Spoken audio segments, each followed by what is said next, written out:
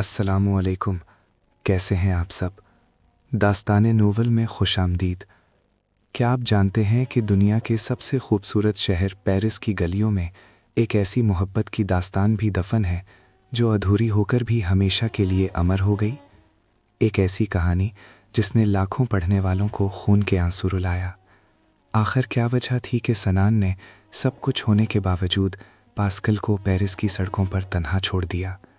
और वो लड़की जिसके पास ना मुकम्मल जिस्म था ना दुनियावी खूबसूरती, उसने कैसे एक पाकिस्तानी नौजवान की रूह को हमेशा के लिए अपना कैदी बना लिया?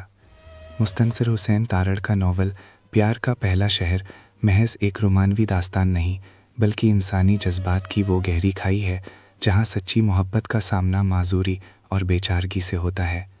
क्या सनान उस माजूर लड़की को अपना सका, या फिर पेरिस की सर्द हवाएं उनके दरमियान दीवार बन गईं? वो लम्हा जब सनान उसे एक रुकी हुई घड़ी तोहफे में देता है, वो दरअसल ये पैगाम था कि पास्कल के साथ गुजारा हुआ हर पल अब उसकी ज़िंदगी में हमेशा के लिए ठहर गया है। जब ट्रेन चलती है और पास्कल प्लेटफॉर्म पर तन्हा रह जाती है तो वो मंज़र देखने वाले के दिल में एक ठेस पैदा कर देता है। ये कहानी हमें सिखाती है कि कुछ मोहब्बतें हासिल के लिए नहीं, बल्कि एक दूसरे की यादों में ज़िंदा रहने के लिए होती हैं।